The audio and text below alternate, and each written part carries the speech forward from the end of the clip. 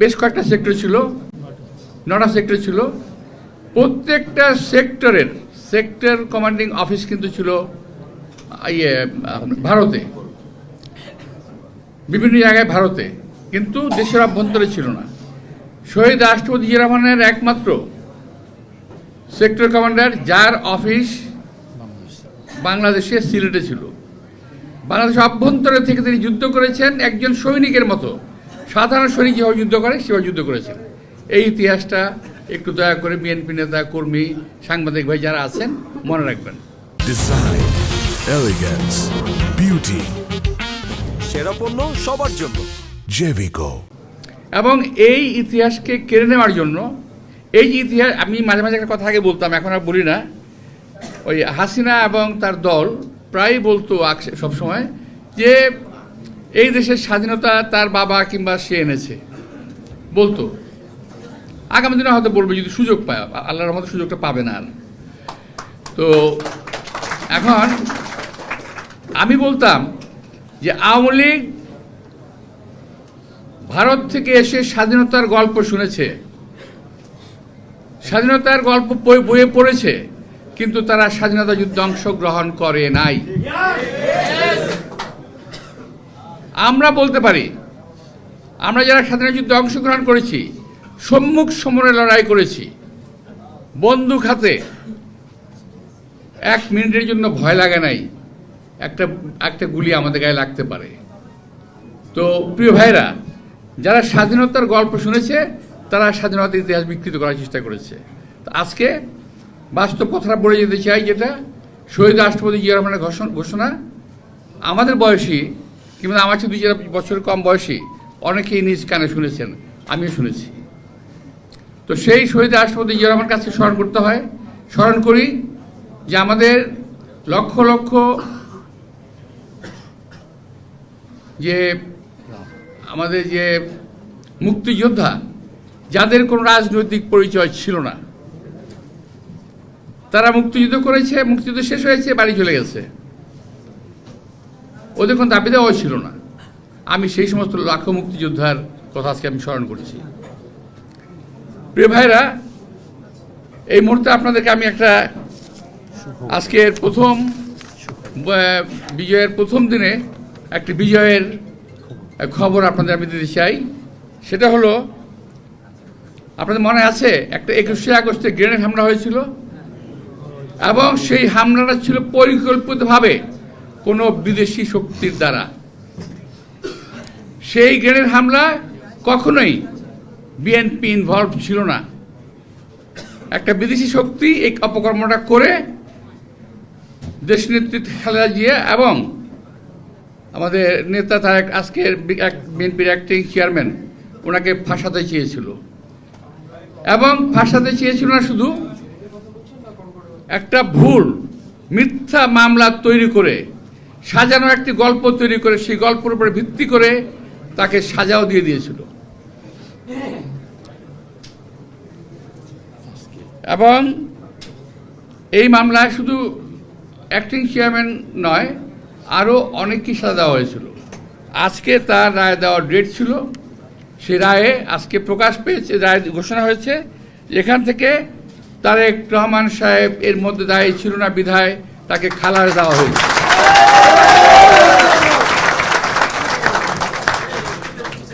আমরা বিগত দিনগুলোতে আমরা ন্যায় বিচার পাই নাই। আমাদের অ্যাক্টিং চেয়ারম্যান বিদেশে আছেন, উনি অসুস্থ অবস্থায় ছিলেন বহুদিন, এবং তাকে গ্রেপ্তার করে অত্যাচার করা হয়েছিল, সেটা আপনারা জানেন। প্রচুর অত্যাচার করা হয়েছে তার উপরে। আমরা দেখেছি, আমরা জেলে ছিলাম, একই জেলে ছিলাম, চকবাজার জেলে। তো আমাদের সামনে থেকে উনি আগের রাত্রে বিদায় নিয়ে গেলেন, ওনাকে আর দেখিনি বহুদিন। তারপরে যখন ফেরত আনলেন তখন তিনি একেবারেই অসুস্থ, চলতে ফিরতে পারতেন না। তো আল্লাহর অশেষ রহমতে উনি এখন মোটামুটি সুস্থ, যদিও আমার মনে হয় সম্পূর্ণ সুস্থ না, ওরকম সুস্থ হওয়ার কথা না, বিকজ এটা একটা অন্য ধরনের অত্যাচার ছিল, এটা দীর্ঘ প্রসারী এটার ফল আছে। তো যাই হোক, তবুও আল্লাহর রহমতে আমরা বলবো যে তিনি আমাদের মাঝে সহি সালামতে ফিরে আসবেন খুব তাড়াতাড়ি। এই জন্যই আল্লাহ তাআলা তাকে সুস্থ করেছেন, সুস্থ রেখেছেন এবং খালাস দিয়েছেন। ওনার খালাসের জন্য আমরা আল্লাহর কাছে প্রার্থনা করি যে আল্লাহ ওনাকে আরও দীর্ঘায়ু দান করুন, যাতে দেশের মানুষের সেবা করতে পারেন। তা আমি আজকে ডিসেম্বরের প্রথম দিনে প্রথম একটা সুসংবাদ আমরা দিলাম। ইনশাআল্লাহ সামনে আরও সুসংবাদ আসবে আশা করছি আমরা। আমাদের দলীয় বহু নেতা কর্মী, এই যে আমরা যারা আছি, যে বরকতুল্লাহ ভুলু সালাম সোহেল যারা আছি, এর মধ্যে আমার সামনে যারা আছে কেউ বাদ নাই ভাই। আমাদেরকে এখনো কোর্টে যেতে হয়, এখনো আমাদেরকে কোর্টে যেতে হয়, হাজিরা দিতে হয়। তো আমরা আশা করছি ন্যায় বিচারের সময় এসেছে। ইনশাল্লাহ আমরাও ন্যায় বিচার করলে পরে সবাই খালাস পেয়ে যাব। প্রিয় ভাইয়েরা, আমি এটা বললাম, আমাদের এটা হচ্ছে আজকের হঠাৎ একটা হলো বলে কথা, খবরটা আপনাদের দিলাম। তো আজকের যে দেশের বর্তমান পরিস্থিতি, এই পরিস্থিতিতে আপনার পত্রপত্রিকায় সোশ্যাল মিডিয়ায় দেখে থাকবেন যে বিভিন্নভাবে আমাদের দেশটাকে এবং এই সরকারকে বিব্রত করার জন্য একটা অশুভ প্রচেষ্টা চলছে।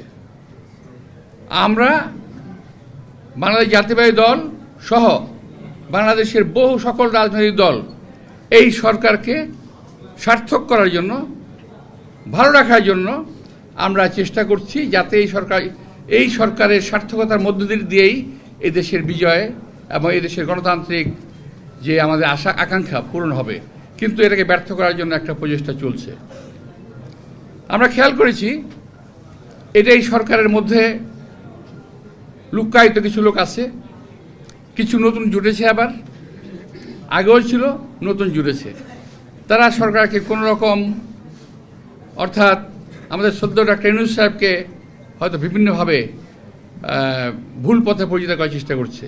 আর আমরা বিএনপি এবং অন্যান্য দলগুলো আমরা ওনাকে সঠিক রাস্তায় নেওয়ার চেষ্টা করছি।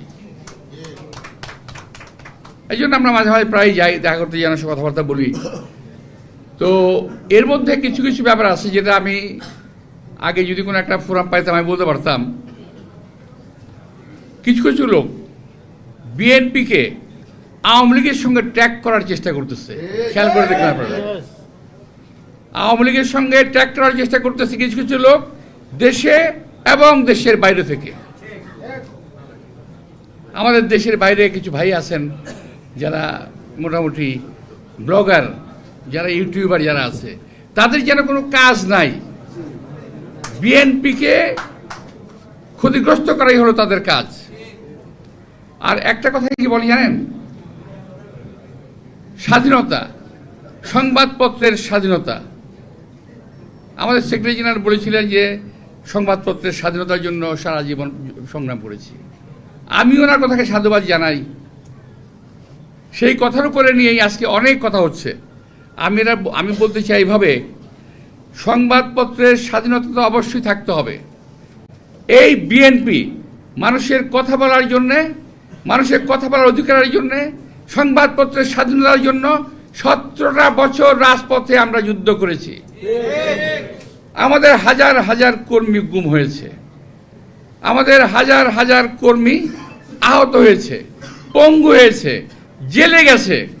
আমরা বারবার বলেছি যে আমরাও নিজেরা জেলে গেছি।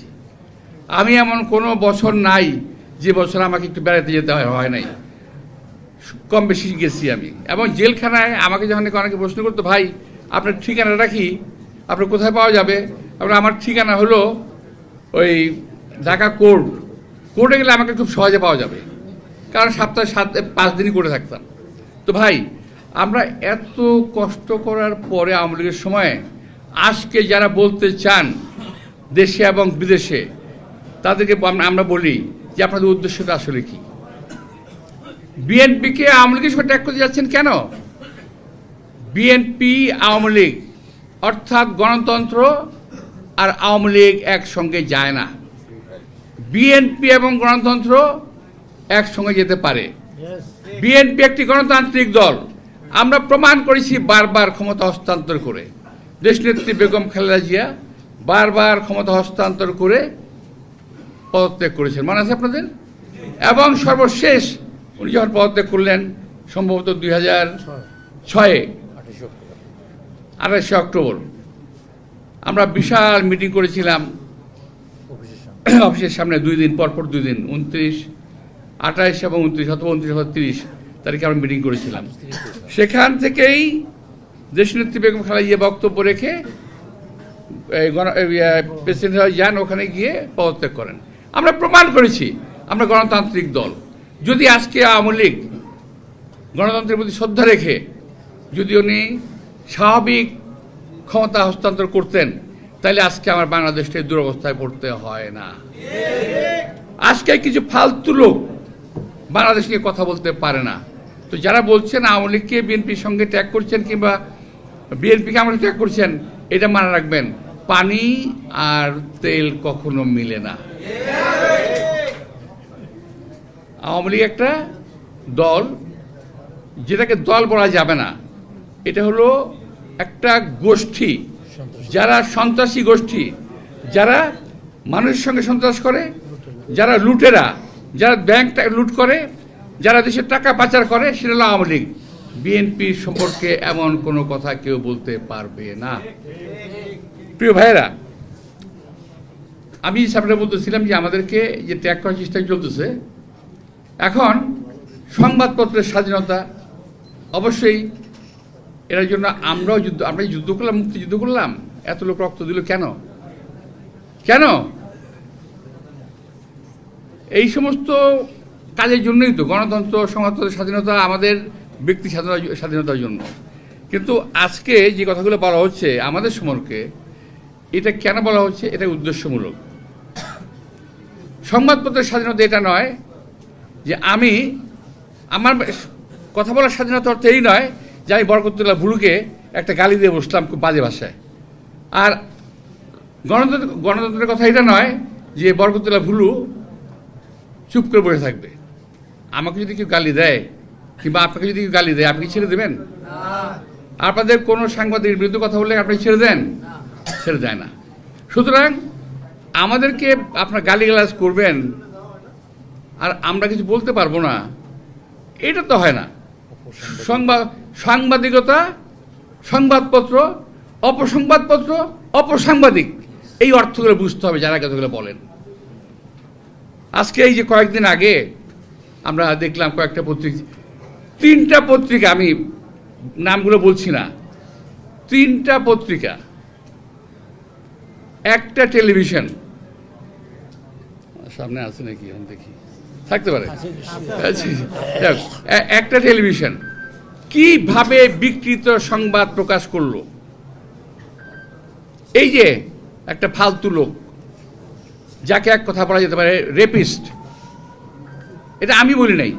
কালকে আমি একটা ভারতীয় একটা চ্যানেল বোধহয় হঠাৎ পড়ে গেল রাত্রেবেলা, এটা সেখানে এক ভদ্রলোক যে তুলাধুলা করলো এই লোকটাকে, যে তার বিরুদ্ধে নারী সম্ভ্রম হরণের মামলা আছে, অভিযোগ আছে, তার বিরুদ্ধে শিশু নির্যাতনের মামলা আছে, হ্যাঁ হ্যাঁ আছে, এবং সর্বশেষ তার ঘরে 795 লক্ষ টাকা পাওয়া গেছে। তো এই সমস্ত জিনিসপত্র, এর পত্রিকা দেখছি, এটা আমার কথা না, আমি পত্রিকা দেখলাম। তো এখন এই সমস্ত লোকদের সম্পর্কে যখন বলতে যায় কোনো পত্রিকা পক্ষে, তখন কি এটা ভালো কথা হলো? তার বিরুদ্ধে বলা যাবে না? পত্রিকার বিরুদ্ধে কোনো রকম কথা বলা যাবে না? পত্রিকায় ফেরেস্তা হয়ে গেল নাকি? আর পত্রিকার কথা বলতে গেলেই বলে যে গণতন্ত্রের কি বলে, সংবাদপত্রের গলা অন্যতম স্তম্ভ। তো আমরা স্বাধীন সংবাদপত্র চাই, কিন্তু অপসাংবাদিকতা আমরা চাই না। কেউ যদি বাংলাদেশে বসে বিদেশে বৃষ্টি হলে ছাতা ধরে, সেগুলো যদি কোনো পত্রিকা হয়, তাকে আমরা কি করব? ভারতে বৃষ্টি হলে ওনারা বাংলাদেশ থেকে ছাতা ধরেন, কি সুন্দর। আর আমাদেরকে বলেন সালাম করতে। আরে ভাই, আপনারা বলেন আজকে যে ভারত নিয়ে কথা বলছি, আপনারা যখন 71 সালে যখন দেশ স্বাধীন হয়, আপনার তো মনে পড়বে না, 71-এর স্বাধীনতার পরে নিয়ে যে স্যারেন্ডার করেছিল কার কাছে? অরোরার কাছে। কেন? আমাদের উসমানী সাহেব কোথায় ছিলেন? উসমানী সাহেবকে ওই যে অনুষ্ঠান, মানে স্যারেন্ডার করার এই অনুষ্ঠানটা, সেখানে তাকে আসতে দেওয়া হয় নাই। এখন ভারতেরা বলে কি জানেন? রাহুল গান্ধী নিজে বলেছে, আমি শুনেছি এখন থেকে আর কয়েক বছর আগে, এখনো বলে যে বাংলাদেশকে তারা স্বাধীন করে দিয়েছে। আমরা বলি এই দেশকে আমরা স্বাধীন করেছি। আমরা বলতে চাই তোমরা পাকিস্তানকে ভাগ করার জন্য যুদ্ধ করেছিলে, সেটাও তোমাদের স্বার্থে, আমাদের স্বার্থে নয়। এখন আবারও চোখ তুলেছে বাংলাদেশের দিকে। আমরা শুনতে পাচ্ছি ইতিমধ্যেই একটা রাষ্ট্র ঘোষণা হয়ে গেছে। ভিতরে ভিতরে ইন্ডিয়ান পত্রপত্রিকা, ওদের কাগজে কলমে দেখা যাচ্ছে হিন্দু দেশ বলে দুটি দেশ তারা অলরেডি চিন্তা ভাবনা করে ফেলেছে। ইতিমধ্যেই ভারতীয় উচ্চ পর্যায়ের জায়গায় তারা বাংলাদেশকে আক্রমণ করলে কি হতে পারে, দেশের অভ্যন্তরে, দেশের বাইরে, বাংলাদেশে আন্তর্জাতিক কী হতে পারে, তারা ইতিমধ্যে এটা নিয়ে গবেষণা শুরু করেছে। আপনারা যারা সোশ্যাল মিডিয়ায় যান, দেখেন যারা, তার দেখবেন এটার মধ্যে এটা পরিষ্কার পাবেন। প্রিয় ভাইরা, এই বাংলাদেশের লোক সংখ্যা কম, দেশ ছোট, লোক কম না, দেশ ছোট, অনেকে বলে গরিব দেশ, আমি বলি আমার বাংলাদেশটা একটা উদার দেশ, অনেক উন্নত মানের, শক্তিশালী মানের একটি দেশ। যারা এই দেশের দিকে লোলুপ দৃষ্টিকে তারা তাকাচ্ছেন, অর্থাৎ রিক্সার বউ সকলের ভাবি, বাংলাদেশ একটা গরিব দেশ, সুতরাং ছোট দেশ, সুতরাং এটাকে যেভাবে খুঁজে নেওয়া যায়। আর ওই একটা কি জানি একটা মলম বেঁচে একটা লোক আছে লাফাই গিয়ে, যাই হোক, সেই লোকটা বলে এই তো চট্টগ্রামটা নিয়ে নিলে তো আমাদের, চট্টগ্রাম যদি আমাদের হয়ে যায় তাহলে তো আমাদের কোনো সমস্যা থাকে না, বা আবার রাজত্ব পাইছে, চট্টগ্রাম যদি আমাদের হয়ে যায়। ভাই, একটা কথা মনে রাখতে হবে, আমাদের সোলজার কম, তাই না? এটা আমাদের প্রতিবেশী দেশ ভাবে, কিন্তু আমি তাদেরকে ভাবতে বলবো যে আপনারা 71 সালের মুক্তিযুদ্ধ দেখেন, বিনা ট্রেনিংয়ে কিন্তু আমরা যুদ্ধ করেছি। আপনারা এই 24 সালের হাসিনার পতন দেখেন, বিনা অস্ত্রে আমাদের সন্তানেরা আমরা যুদ্ধ করেছি। বাংলাদেশের 20 কোটি লোক কিন্তু সোলজার, এই কথা আপনাদের মনে রাখতে হবে। যদি বাংলাদেশ আপনাদের দখল করতে হয়, 20 কোটি লোকের রক্তের উপরে পাড়া দিয়ে আপনাদেরকে এই দেশ দখল করতে হবে। প্রিয় ভাইরা, একটা কথা বলে আমি শেষ করে দেবো, সেটা হলো যে আমরা যখন ছোট ছিলাম তখন শুনেছি 47 সালে একবার একটা রায়ট হয়েছিল বাংলাদেশে, তৎকালীন ভারতে রায়ট হয়েছিল, ভারতে হয়েছিল, এখানে দেশে হয়েছিল 46 সালে শুনেছি, দেখি নাই। এরপরে এই যাবৎকাল কোনো রায়ট আমরা চোখে দেখি নাই।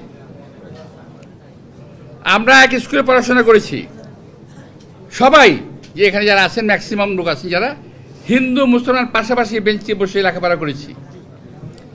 আমাদের বন্ধুরা, হিন্দু বন্ধুরা পূজার সময় তাদের বাসায় নাড়ু পাঠাতো আমাদের এখানে, আমরা ঈদের সময় তাদেরকে আপ্যায়ন করতাম, আমাদের এখানে আসতো।